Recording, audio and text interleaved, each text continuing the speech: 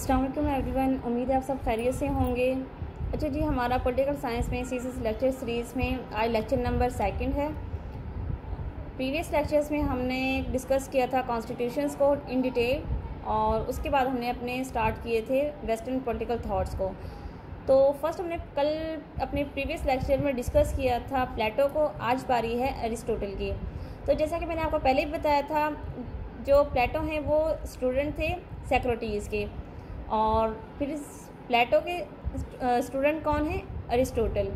तो ये तीनों जो हैं इनकी थ्योरीज तो अलग अलग हैं, लेकिन इनकी थ्योरीज में एक दूसरे की थ्योरीज का इन्फ्लुएंस पाया जाता है। कहीं ये एक दूसरे से बहुत ज़्यादा डिसएग्री नज़र आते हैं और कहीं पे ये एक दूसरे के बिल्कुल रंग में रंगे नज़र आते हैं। तो चलेंगे अपनी थोड़ा सा आगाज़ करते हैं हम अपने फ़िलासफ़ी का। सबसे पहले हम देखते हैं एरिस्टोटल का एरा कब से कब तक था। बेसिकली इनकी बर्थ होती है 384 में और इनकी डेथ होती है 322 के अंदर। बात अगर हम करें प्लेटो की, तो प्लेटो जो थे एक फ़िलासफ़र थे, साथ में ये साइंटिस्ट भी थे। इसके अलावा ये थोड़ा पॉलिटिक्स में भी इनकी इन्वॉल्वमेंट्स रहती थी, साइकोलॉजी पढ़ते थे और एथिक्स भी ये अपने इनका एक सब्जेक्ट था एथिक्स का।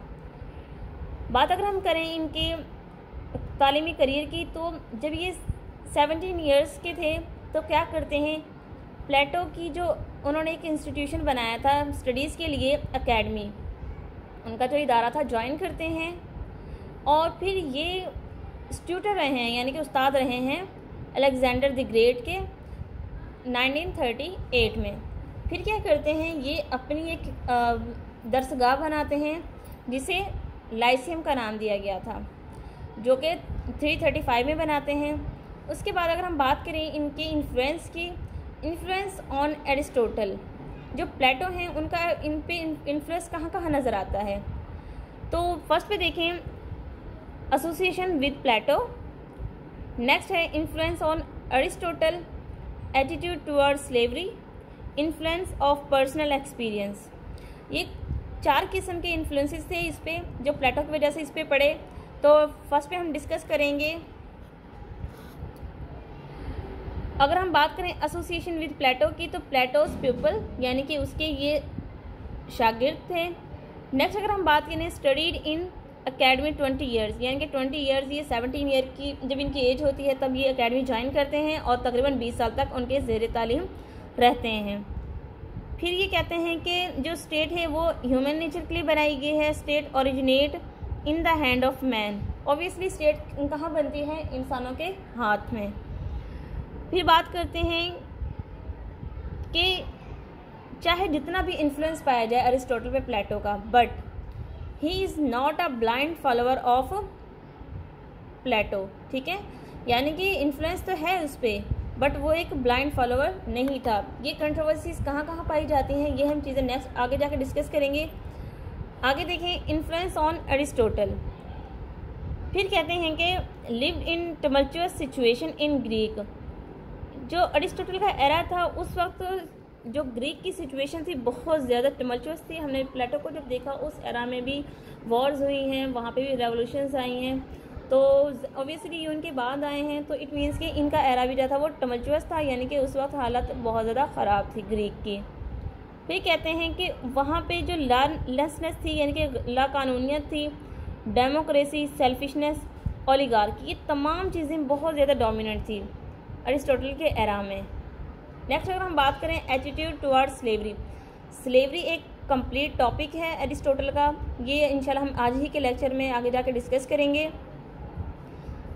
अरिस्टोटल कहते हैं slaves are free man of nature. वो कहते हैं कि जो स्लेव्स होते हैं ये by birth by nature free होते हैं, बट बाद में इनको स्लेव्स बना दिया जाता है। अगर इनको वाकई स्लेवरी में रख दिया जाए तो फिर इनकी कुछ कैटेगरीज बना दी जाती हैं। वो कैटेगरीज क्या हैं ये भी हम डिस्कस करेंगे अपने नेक्स्ट स्टेप में जाके। नेक्स्ट देखें इन्फ्लुएंस ऑफ पर्सनल एक्सपीरियंस। तो बात अगर हम करें इन्फ्लुएंस की, तो he oppose Plato for communism because he experience a happy marriage life. Plato कहते हैं कि इंसान को पर्सनल प्रॉपर्टी, पर्सनल वाइफ और चिल्ड्रन नहीं रखने चाहिए। क्यों? क्योंकि ये इनकी तवज्जो को डाइवर्ट करते हैं। लेकिन अरिस्टोटल कहते हैं बीवी, बच्चे और जायदाद ये मेंटल सेटिस्फेक्शन के लिए होते हैं। इनके बगैर इंसान की ज़िंदगी नामुकम्मल है। और वो ये सब क्यों कहते हैं? क्योंकि उनकी अपनी जो मैरिड लाइफ थी उससे उसका बहुत अच्छा तजर्बा रह चुका था। नेक्स्ट अगर हम बात करें Aristotle as a critic of Plato, अभी हम उसकी सिर्फ उन चीज़ों की डिस्कस कर रहे हैं कि वो कहाँ कहाँ पे उनसे डेविएट करते थे। तो अब देखते हैं हम Aristotle as a critic of Plato. यहाँ पे देखें Plato and Aristotle teacher and pupil, ठीक है। Plato and Aristotle teacher and pupil कहते हैं disagreed on many points but not on all. ये बात किसने कही है? ये कही है जुडहर्मन ने, ठीक है। जुडहर्मन कहते हैं कि प्लेटो और अरिस्टोटल जो हैं वो बहुत सारी जगहों पे एक दूसरे से गैर मुत्तफिक नज़र आते हैं, बट ऐसा हर जगह पे नहीं है, या फिर वो तमाम की तमाम उनकी जो थ्योरीज़ हैं उनमें ऐसा नहीं है। कहीं ना कहीं उन दोनों में बहुत अच्छा इंटरलिंक पाया जाता है, रिलेशन पाया जाता है उनकी थॉट्स में। और अगर हम बात करें अरिस्टोटल की राइटिंग्स की, तो कहते हैं कि इनके बारे में कहा जाता है कि अरिस्टोटल की राइटिंग्स, उनकी वेंचर्स का कोई एक सिंगल पेज भी ऐसा नहीं जहाँ पे उसने प्लेटो की थ्योरी से मुस्तफ़ीद ना हुए हों। तो अगर हम बात करें यूनिटी ऑफ स्टेट, वो कौन से कंपोनेंट्स हैं, वो कौन से फैक्टर्स हैं जो फ़िलहाल इनको एक दूसरे से अपोज कर रहे हैं। बात अगर हम करें यूनिटी ऑफ स्टेट की, प्लेटो कहते हैं Plato create peaceful happy environment in state with the eradication of diversity but Aristotle oppose him. वो कहते हैं अगर हम डाइवर्सिटी को ख़त्म कर दें तो स्टेट को खूबसूरत बनाया जा सकता है, बट प्लेटो कहते हैं कि अरिस्टोटल उसके बिल्कुल अपोज चले जाते हैं। अब अरिस्टोटल कहते हैं ऐसा नहीं है, जब तक स्टेट में कंट्रोवर्सी नहीं होगी, उसमें टॉक शॉक नहीं होगी, तब तक प्रॉस्पेरिटी नहीं आएगी, ठीक है। नेक्स्ट देखें due to different nature singular entity does not existed. वो कहते हैं कि प्लेटो ये कहते हैं कि इंसान जो है एक दूसरे पर रिलाय करता है। प्लेटो कहते हैं इंसान दूसरे पर रिलाय करता है क्योंकि तमाम चीज़ें इंसान पैदा नहीं कर सकता अपनी नीड्स को पूरा करने के लिए। फिर अरिस्टोटल कहते हैं कि ऐसा है और इंसान जो है सिंगुलर एंटिटी में नहीं रह सकता, बट वो कहता है वो उसकी नेचर डिफरेंट हो सकती है, ठीक है। यहाँ पे वो नेचर डिफरेंट की बात कर रहा है। फिर अगर हम बात करें training of guardian class will create gulf between the both. जो गार्जियन क्लास है, अगर हम बात करें अरिस्टोटल की, तो वो गार्जियन क्लास के लिए क्राइटेरिया अलग रखते हैं और प्लेटो जो है वो गार्जियन क्लास के लिए क्राइटेरिया अलग रखते हैं। वो गार्जियन क्लास को लेके जाते हैं फिलॉसफी की तरफ और लास्ट में आके एंड ऑफ द डे उनको फिलॉसफर किंग बना देते हैं, जबकि अरिस्टोटल कहते हैं it's not more than enough, ये काफ़ी नहीं है। फिर अगर हम बात करें communism of family destroys the edifice of the state. Plato कहते हैं कि केमिनिज्म होनी चाहिए फैमिली की और साथ में प्रॉपर्टी की, बट अरिस्टोटल कहते हैं ऐसा नहीं है। अगर केमिनिज्म होगी it will destroy the edifice of the state, ठीक है। फिर आगे आ जाएं, वो कहते हैं against the communism of property root cause of all evils. Plato कहते हैं जो प्रॉपर्टी है वो तमाम की तमाम बुराइयों की जड़ है, जबकि अरिस्टोटल कहते हैं प्रॉपर्टी के बगैर कंसेप्ट ही मुमकिन नहीं किसी भी प्रॉस्पेरस स्टेट का। फिर वो इग्नोर करते हैं। बात अगर हम प्लेटो की करें तो प्लेटो अपनी थ्योरी में हर जगह पे लोअर क्लास को इग्नोर करते हैं, और इसकी मिसाल हम अगर देखें तो इसकी ज़िंदा मिसाल है एजुकेशन सेक्टर में।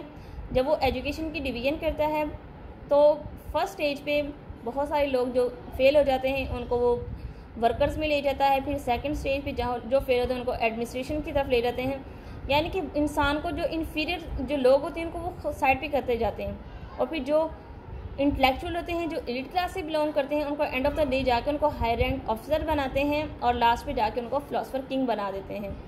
तो एरिस्टोटल ऐसा नहीं करते, वो सबको एक साथ लेके चलते हैं। फिर बात अगर हम करें अरिस्टोटल की, Aristotle rejected the rule of philosopher king. Plato जो है वो फिलोसफर किंग के हक में होते हैं और वो अपने रूलर को फिलोसोफर किंग बनाना चाहते हैं, और वो उनके लिए बाकायदा पूरी थ्योरी देते हैं, आइडियल स्टेट में कंसेप्ट देते हैं फिलोसोफर किंग का। बट प्लेटो कहते हैं किसी भी स्टेट को संभालने के लिए एक फिलोसोफर किंग काफ़ी नहीं है।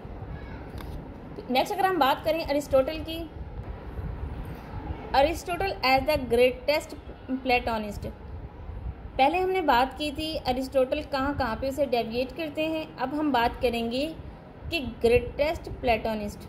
तो आज इधर देखते हैं प्लेटो आइडियलिस्ट एंड अरिस्टोटल एक्चुअलिस्ट। जो प्लेटो था वो क्या करता था, वो हर चीज़ को आइडियलाइज करता था, वो आइडियल स्टेट का कंसेप्ट देता है वो एजुकेशन सेक्टर में, और प्लेटो खुद ये चीज़ असर्ट करता है कि जो मेरी जो स्टेट है, जो आइडियल स्टेट है, उसको इम्पोज करना, उन चीज़ों को एब्जॉर्ब करना मुमकिन नहीं है। फिर अरिस्टोटल की अगर हम बात करें तो वो रैशनैलिटी बेस्ड वर्क करते हैं, वो रैशनल पर्सनैलिटी होते हैं, और वो अगर हम कहें वो एक एक्चुअलिस्ट पर्सन है। और नेक्स्ट अब देखिए एक कोटेशन है बड़ी ही प्यारी उनके बारे में, दोनों के बारे में। There is no page which does not bear the impression of Platonism.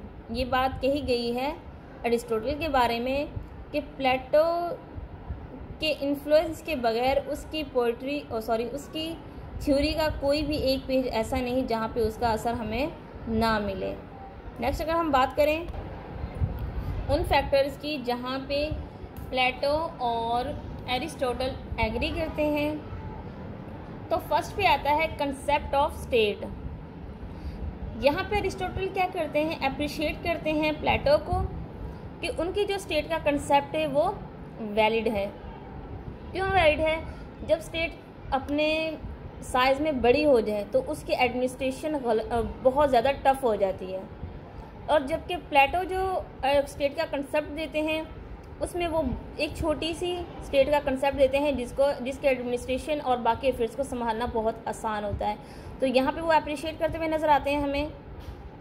आगे अगर हम देखें कंसेप्ट ऑफ फैमिली, तो वो कहते हैं must be handle by state. वो कहते हैं हाँ सही करते हैं, प्लेटो जो हैं वो सही कहते हैं, फैमिली अफेयर्स के जो जितने भी मामलात हैं उनको स्टेट देखे। और ये हकीकत है, मैंने प्रीवियस लेक्चर में भी आपको बताया था, कुरान पाक में औलाद और माल को बहुत बड़ा फितना करार दिया गया है, क्योंकि ये दो वो चीज़ें हैं जिनके लिए इंसान कुछ भी कर जाता है। तो प्लेटो इस बात को कहते हैं कि अगर वो पर्सनल प्रॉपर्टी एंड फैमिली रखेंगे तो होगा उसे ये कि इनकी तवज्जो डाइवर्ट हो जाएगी और अपने अफेयर्स को, अपने मामलात को, अपनी ड्यूटीज़ को ये प्रॉपरली हैंडल नहीं करेंगे। तो फिर यहाँ पे अरिस्टोटल उनके हक में वर्डिक्ट देते हैं कि वाकई ही जो फैमिली अफेयर्स हैं उनको स्टेट ही हैंडल करे। आगे अगर हम देखें कंसेप्ट ऑफ प्रॉपर्टी की, lust for property leads to devilish mentality. ये वही बातें आ जाएंगी, करप्शन, निपोटिज्म, जितने भी इवल्स हैं ये उसी वक्त होते हैं जब इंसान के माइंड में एक्स्ट्रा प्रॉपर्टी बनाने का ख्याल आ जाए। तो कहते हैं कि वाकई प्लेटो से ही कहते हैं प्रॉपर्टी जो है वो नहीं होनी चाहिए एलीट क्लास के पास, और ये सारे मामला जो है वो स्टेट ऑन करेगी इनकी प्रॉपर्टीज़ को। और अगर प्रॉपर्टी दे दी जाए इंडिविजुअल्स को तो उनकी मेंटालिटी क्या होगी, डेवलिश हो जाएगी। वो हीनियस क्राइम करेंगे, वो हर गलत काम करेंगे, वो मज़ीद जो छोटे तबके के लोग हैं उनको एक्सप्लॉइट करेंगे। फिर बात करते हैं वो कंसेप्ट ऑफ जस्टिस की। कहते हैं नो प्रॉस्पेरिटी विदाउट जस्टिस। यही बात प्लेटो ने की है कि जस्टिस के बिना स्टेट का कंसेप्ट ही नामुमकिन है, और यही बात अरिस्टोटल कहते हैं कि अगर प्लेटो ने कहा है justice is important for an ideal state या फिर prosperous state, he was true. वो कहते हैं वो बिल्कुल दुरुस्त हैं अपनी जगह पे। आगे अगर हम देखें आइडियल स्टेट की, तो अरिस्टोटल कहते हैं Aristotle called it second best state in the world. उन्होंने बात ही ख़त्म कर दी। वो कहते हैं कि जो प्लेटो की आइडियल स्टेट है ना वो दुनिया की दूसरी बेस्ट स्टेट है। तो बात करें हम प्लेस ऑफ लॉ की, यहाँ पे अरिस्टोटल कहते हैं Aristotle gives supreme place to law instead people. ठीक है, वो कहते हैं प्लेटो ने अगर ये बात की है ना तो ज़बरदस्त की है। जो सुपरमेसी है वो लॉ की होनी चाहिए इंस्टेड ऑफ पीपल। तो ये कुछ कंपोनेंट्स थे जहाँ पे वो एक दूसरे के बिल्कुल मुत्तफिक नज़र आते हैं, एक दूसरे से एग्री नज़र आते हैं और यहाँ पे कोई कंट्रोवर्सी नहीं पाई जाती। नेक्स्ट अगर हम बात करें about education system of Aristotle, जिस तरह हमने प्लेटो की बात की थी, प्लेटो ने 3 फेजेस बनाए थे। उन 3 फेजेस में करते क्या हैं, उनके टेस्ट होते हैं, टेस्ट के बाद जो फेल होता है उनको छोटे छोटे तबकों में बांटते जाते हैं, उनको उनकी ड्यूटीज़ देते जाते हैं और जो कामयाब होता जाता है उसको लास्ट पे जाके उसकी थोड़ी पॉलिश करके उसे फिलोसफर किंग बना देते हैं। अब एरिस्टोटल का एजुकेशन सिस्टम क्या है, चलें जी उसके बारे में हम देखते हैं। एरिस्टोटल कहते हैं aim of education different from Socrates and Plato. इसका जो एजुकेशन का मकसद है वो बिल्कुल डिफरेंट है प्लेटो एंड सोक्रेटिस से। वो कहते हैं जो पावरफुलनेस है ऑफ एजुकेशन वही सब कुछ है। वो कहते हैं एजुकेशन इज़ पावर, ठीक है, एजुकेशन इज़ पावर। और जबकि बास क्रिटिक कहते हैं पावर इज़ पावर। तो ये कंट्रोवर्सी है। अब एरिस्टोटल ने यहाँ पे इतनी बड़ी बात कह दी, powerfulness of education is at all, यानी कि जो एजुकेशन है वही सब कुछ है। तो अब देखते हैं कि वो अपना ये स्टांस किस तरह इसको साबित करते हैं। बात अगर हम करें, Plato and Socrates believe in the aim of education is to attain knowledge. Plato और सोक्रेटिस का मकसद है कि एजुकेशन से सिर्फ हम नॉलेज हासिल करते हैं, जबकि अरिस्टोटल कहते हैं कि एजुकेशन इस दुनिया का सबसे मजबूत वेपन है, ठीक है। अच्छा जी, अब अगर हम बात करें the creation of a sound mind in a sound body, Aristotle सिर्फ एक ही बात करते हैं, वो कहते हैं the creation of a sound mind in a sound body. Aristotle divert होते हैं यहाँ पे। प्लेटो और सोक्रेटिस कहते हैं कि to attain knowledge is the main purpose of education, but यहाँ पे अरिस्टोटल कहते हैं the creation of a sound mind in a sound body. ये यहाँ पे अरिस्टोटल जो है पूरे समुद्र को कुज़े में बंद कर देते हैं। फिर कहते हैं अरिस्टोटल, वो कहते हैं stress on gymnastic to control passion and appetite, favour mathematics for higher education. Aristotle's method is inductive and deductive. Aristotle का जो टीचिंग मेथड है ना वो इंडक्टिव और डिडक्टिव है। और फिर इन्हें अरिस्टोटल को फादर ऑफ मॉडर्न साइंसेस भी कहा जाता है। क्यों कहा जाता है ये देखिए अब आगे। स्टेजेस ऑफ एजुकेशन, 3 स्टेजेस होते हैं बेसिकली अरिस्टोटल की स्टेट में, एजुकेशन सिस्टम में। पहला स्टेज जो है वो क्रेडल स्टेज है, सेकंड प्राइमरी स्टेज और थर्ड हमारे पास है सेकेंडरी स्टेज। बात अगर हम करें क्रेडल स्टेज की, तो ये जो पीरियड होता है 1 साल से लेकर 7 साल तक होता है, यानी कि वही जो छोटा सा बच्चा होता है उसको क्या क्या चीज़ें सिखानी चाहिए। इसके क्रेडल स्टेज में कहते हैं प्राइवेट, इनकी एजुकेशन स्टेट की जिम्मेदारी नहीं है। कहते हैं कि प्राइवेटली हासिल करें, यानी कि अपने पेरेंट्स से, प्राइवेट एजुकेशन बाय पेरेंट्स, ठीक है। प्रॉपर डाइट, उन्हें अच्छी खुराक दी जाए, उन्हें अच्छे खाने खिलाए जाएं ताकि उनकी मेंटली ग्रोथ हो। फिर कहते हैं first 5 year prevent baby from hard work.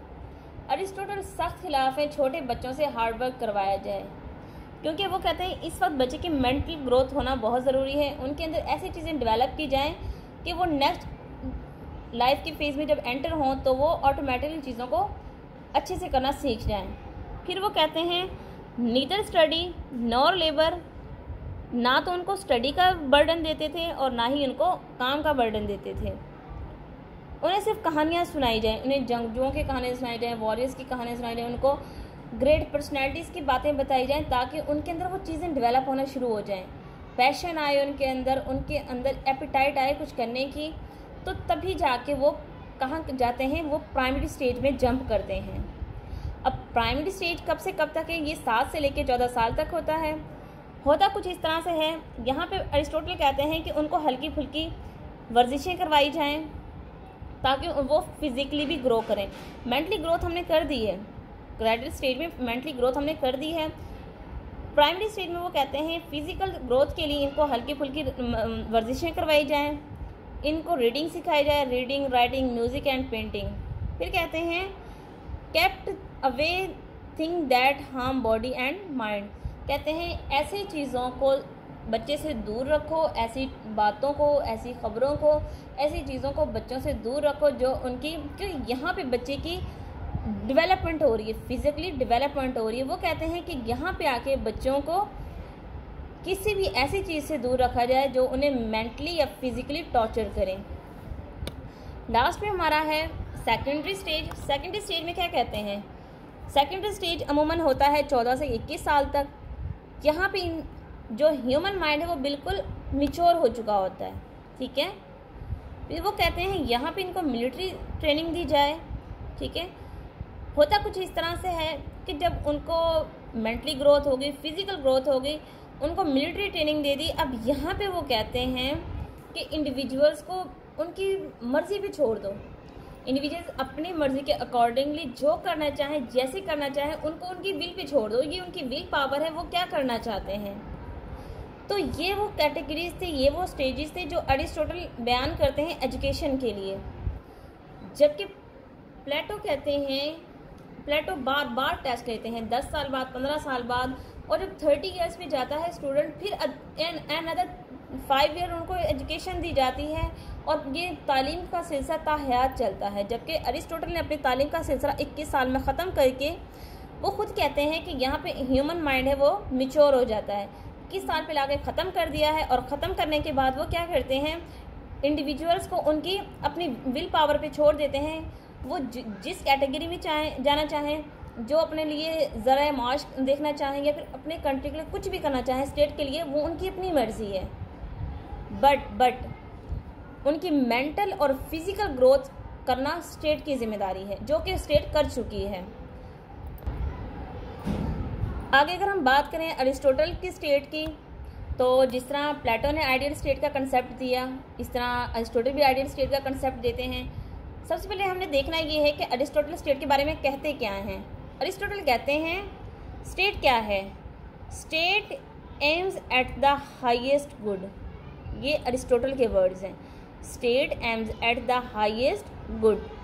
वो कहता है स्टेट एसोसिएशन ऑफ मैन है, state leads to best moral life, ठीक है। अरिस्टोटल कहते हैं फॉर सुप्रीम गुड, स्टेट का पर्पस है सुप्रीम गुड। फिर कहते हैं स्टेट जो है वो सुप्रीम एसोसिएशन है। लास्ट में वो कहते हैं एम्स एट सम गुड। ये स्टेट के फंक्शन है, ये क्वालिटी स्टेट के अंदर होनी चाहिए। बात अगर हम करें वन बाय वन इनकी, the state is association. Aristotle कहते हैं स्टेट एक एसोसिएशन है, highest of all community, her community में वो सबसे हाईएस्ट होती है। आगे बात करते हैं association of different people. Obviously state में तो डिफरेंट पीपल होते हैं, तो ये स्टेट जो है ये एसोसिएशन होता है डिफरेंट पीपल का। It is not isolated individuals, association of association, ठीक है। कहते हैं family prior to state, sort of living together, यानी कि एक साथ रहने का जरिया है। Partnership in every virtue. आगे देखिए फोर्थ पे स्टेट इज सुप्रीम, स्टेट सबसे सुप्रीम है। 2 reasons, apex of social evolution, highest moral perfection. कौन देती है हमें? स्टेट। फिर वो कहते हैं मॉरल परफेक्शन क्या है? Moral perfection of man, state moral perfection करती है इंसान की। कंपाउंड ऑफ क्वालिटीज़ करती है। For the sake of best life, state हम क्यों डिज़ाइन करते हैं? For the sake of best life. फिर अगर हम बात करें functions of the state for good life, functions of state की बात करें तो इनका मकसद है good life for human being, moral and intellectual satisfaction, ये हमें स्टेट देती है। मॉरल एंड इंटेलेक्चुअल सेटिस्फैक्शन कौन देती है? हमें स्टेट देती है। फिर हम बात करें मेंस रियल मीनिंग, इंसान का असल मतलब क्या है in state. No identity without state, कहते हैं स्टेट के बगैर इंसान की कोई पहचान ही नहीं है। लास्ट में देखें स्पिरिचुअल एसोसिएशन, स्टेट जो है वो स्पिरिचुअल एसोसिएशन है। Develop good qualities in human beings. फिर यहाँ पे कुछ क्रिटिसिज्म भी की गई है प्लेटो पे, सॉरी अरिस्टोटल पे। तो अब वो क्रिटिसिज्म्स क्या हैं? कहते हैं reason is unsatisfactory, no depiction of the beginning of civilised life. वो कहते हैं जब एक सिविलाइज पर्सन के ओरिजिनेशन का ही नहीं हमें पता, वो ओरिजिन का नहीं पता, वो कहाँ से ओरिजिनेट हुआ है, तो कैसे एक स्टेट प्रॉस्पेरस हो सकती है। फिर उनके बारे में एक और एलिगेशन है, वो कहते हैं ambiguous theory, no clear whether the state is an end और मीन। वो कहते हैं ना तो ये बताया गया है स्टेट मकसद है या ज़रिया, तो ये एम्बिगुअस है। फिर कहते हैं predecessor of totalitarianism, he consider without state man is nothing. वो कहते हैं कि स्टेट के बगैर इंसान का कंसेप्ट ही कोई नहीं। वो स्टेट को बहुत ज़्यादा प्रोमिनेंट बना रहे हैं इंसानी लाइफ में। फिर कहते हैं Aristotle's man fail in creating an ideal state. ये तो क्रिटिसिज्म थी इस पर। अब हम बात करते हैं स्लेवरी की। मैंने पहले भी स्टार्ट में बताया था स्लेवरी एक टॉपिक है कंप्लीट, और यहाँ से भी क्वेश्चन तकरीबन आ रहे होते हैं, तो स्लेवरी को हम बाद में डिस्कस करेंगे। तो अब बारी है स्लेवरी की। तो अब स्लेवरी के बारे में अरिस्टोटल के क्या व्यूज़ हैं? यहाँ पे अरिस्टोटल कहते हैं man is the only animal endowed with the ability to reason and to communicate. ज़ाहिर है अशरफुल मखलूक़ात हैं, ये एबिलिटी इंसान के पास ही हो सकती हैं। वो कहता है as a living property, slave जो है वो लिविंग प्रॉपर्टी, जिंदा जावेद एक प्रॉपर्टी है, essential for family, it is in living and non living form. अगर हम बात करें इंफीरियोरिटी की, slaves are human just apparently but by birth they slave, they blindly obey their master. फिर अगर क्लासिफिकेशन की बात करें, वो क्लासिफिकेशन करते हैं natural slaves, by birth slaves and by law slaves. Natural slaves होते हैं जो उनके फितरत स्लेव्स होते हैं। फिर कुछ होते हैं बाय बर्थ होते हैं, यानी कि उनके वो पेरेंटल सेटअप से चल रहे होते हैं। कुछ होते हैं बाय लॉ, उन्हें लॉ उनको स्लेव बनाता है। अच्छा जी, अब हम बात करेंगे क्लासिफिकेशन ऑफ स्टेट की। ये मोस्ट इम्पोर्टेंट टॉपिक है एरिस्टोटल का। तो बात करते हैं वो क्लासिफिकेशन किस तरह करते हैं स्टेट की। सबसे पहले देखें एरिस्टोटल ने क्या डेफिनेशन दी है। कहते हैं constitution and the government have the same reason. Constitution and the government है सेम मीनिंग, दोनों ही एक ही चीज़ हैं। ये एरिस्टोटल के वर्ड्स हैं। फिर वो क्लासिफिकेशन करता है on the basis of two things. If we talk about first, this is the quantitative base. अब क्वांटिटेटिव बेस क्या है? The sovereign power is in one hand और in few. And the second thing is that qualitative base deal with the ends which government seek to serve। ठीक है। अब form of governments कौन सी हैं? There are 3 form of governments. First monarchy, second aristocracy and third polity. अब ये होती क्या हैं, इनको हम 1 by 1 डिस्कस करेंगे। मोनार्की क्या है? मोनार्की में बेसिकली एक रूलर होता है जो कि सबके लिए काम करता है कम्युनिटी में। फिर इसे बेस्ट फॉर्म ऑफ गवर्नमेंट भी कहा जाता है। कहते हैं अगर मोनार्की में जो वन रूलर है वो सेल्फिश हो जाए, it will leads to tyranny. ठीक है, he will leads to tyranny, वो टायरनी को जन्म देता है। आगे आती है aristocracy, a few rule for the good of all.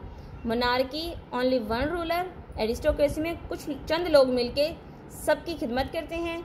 Mostly elite people from it, obviously elite लोग भी आते हैं क्योंकि एरिस्टोक्रेसी में हमेशा अपर तबके के लोग आते हैं, लोअर तबके के लोग कंसल्ट करते हैं डेमोक्रेसी को।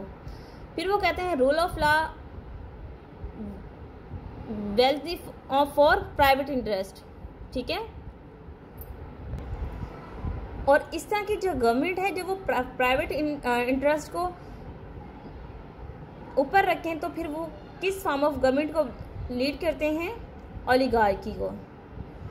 आगे आती है polity, many people work for the interest of all is called polity. Polity होती क्या है? मैनी पीपल, मैनी यानी कि poor people, work for their own interest and it is also called democracy. अब यहाँ पे देख लें हम this concept is borrowed from Plato state. ये कंसेप्ट ये कहाँ से बारो करते हैं? प्लेटो की स्टेट से। ये एक डायग्राम देखिए, मैंने डायग्राम बनाई है, ये एक सर्कल बना दिया गया है। सबसे पहले हमने बात की थी मोनार्की की, जो वन रूलर होता है। अगर वन रूलर सेल्फिश हो जाए, पर्सनल इंटरेस्ट की बात करे, he will lead to tyranny. Tyranny, अगर टायरनी हो और फ्यू पीपल्स हों, ऑब्वियसली टायरनी होगी, फ्यू पीपल्स होंगे, एलीट क्लास से होंगे, it will give birth to aristocracy. ठीक है, एरिस्टोक्रेसी होगी और उनके अगर वो कहता है ना नीयत में खोट आ जाए तो वो ओलिगार्की को प्रमोट करेंगे। ओलिगार्की से क्या होगा? लोअर लेवल की तरफ जाएगा सेटअप, तो ये पॉलिटी को जन्म देगा। और पॉलिटी के बाद क्या होगा? यहाँ पे few people will work for the interest of all, तो फिर वो डेमोक्रेसी को लीड करेगा। और जब डेमोक्रेसी होगी, डेमोक्रेसी में वो किसी एक को हेड बनाएंगे and it will again become monarchy. तो ये सारा जो है सर्कल है और चीज़ें इस तरह सर्कुलेट करती हैं किसी भी स्टेट के अंदर। ठीक है, फिर हम बात करें ज़रा थोड़ी सी रेवोल्यूशन पे। अरिस्टोटल कहता है रेवोल्यूशन है क्या? ज़ाहिर है जब स्टेट अपने रूल्स में फ़ेल हो जाए, अपने कवानीन में फ़ेल हो जाए, या फिर अपने सिटीजन्स की नीड्स को पूरा ना कर पाए, तो तब रेवोल्यूशंस आती हैं। और तारीख भरी हुई है रेवोल्यूशन से। अमेरिकन रेवोल्यूशन, रशियन रेवोल्यूशन और इटालियन और इसके अलावा ईरानियन रेवोल्यूशन, बहुत सारी रेवोल्यूशंस। और रेवोल्यूशंस आती कब हैं? जब उनके जो एंड्स है वो पूरे नहीं हो पाते हैं। तो कहते हैं कि when any form of government fails in playing its due role, revolution take place. फिर अरिस्टोटल कहते हैं revolution take place when political order fail to correspond to distribution of property and hence tension arise in the class structure। ये Aristotle के words हैं। फिर वो कहते हैं रेवोल्यूशन से किस तरह बचा जा सकता है, तो यहाँ पे वो कुछ रेमेडीज़ देते हैं, like officers of the state must open their office for all, यानी कि उनको कहते हैं ना गरीब की भी एक्सेस होनी चाहिए हर चीज़ तक। सेकेंडली अरिस्टोटल कहते हैं कि अगर law and order situation maintain होगी तो रेवोल्यूशन की नौबत ही नहीं आएगी। फिर वो कहते हैं कि never rely upon device for deceiving people, exploitation करेंगे तो रेवोल्यूशन होगी। Must be aware about the constitution, message को अवाम को जो पीपल्स हैं उनको हमें अवेयर करना चाहिए, एजुकेट करना चाहिए about the rules and regulation of the constitution, ताकि रेवोल्यूशन ना आए। फिर वो कहते हैं checks and balance between both classes like elite and lower class. कहते हैं दोनों क्लासेस में अगर चेक्स एंड बैलेंस होगा और चीज़ों को मेंटेन करके रखेंगे तो रेवोल्यूशन नहीं आएगी। फिर वो कहते हैं इरेडिकेट करप्शन, करप्शन जो है वो रेवोल्यूशंस लेके आती है। Unite the nation against foreign powers, Nations को इतनी अवेयरनेस दी जाए अगर वो टूटेंगी तो फॉरेन पावर्स जो हैं वो उनको दबोच लेंगी। तो कोशिश करें अपनी स्टेट में अपने अवाम को ये बात रियलाइज़ करवाई जाए कि उनकी यूनिटी किस कदर इम्पोर्टेंट है। फिर वो कहता है maintain the use of power, किसी भी इदारे को, किसी इंस्टीट्यूशन को, किसी इंडिविजुअल पर्सन को कभी भी ओवर पावर ना होने दें। चेक्स एंड बैलेंस रखें, चीज़ों को मेंटेन करें। तो ये वो फैक्टर्स हैं जो कभी भी रेवोल्यूशंस नहीं होने देते। तो आज हमारा टॉपिक था अबाउट एरिस्टोटल। उसमें हमने उसके आइडियल स्टेट, उनका इन्फ्लुएंस, उनकी डाइवर्सिफिकेशन फ्रॉम प्लेटो और एजुकेशन सिस्टम, स्लेवरी, स्टेट की डिवीजन्स, क्लासिफिकेशन, ये तमाम चीज़ें आज हमने डिस्कस की। लेक्चर थोड़ा लंबा हो गया बट ये है कि इसमें चीज़ें हमने काफ़ी कवर कर ली हैं। तो उम्मीद है आपको चीज़ें समझ आ गई होंगी। इसके अलावा नोट्स का या लेक्चर का PDF लेने के लिए आप हमारा व्हाट्सएप ग्रुप ज्वाइन कर सकते हैं। इंशाल्लाह मिलेंगे नेक्स्ट लेक्चर में, तब तक दुआ में याद रखिएगा। जज़ाकल्लाह, अल्लाह हाफ़िज़।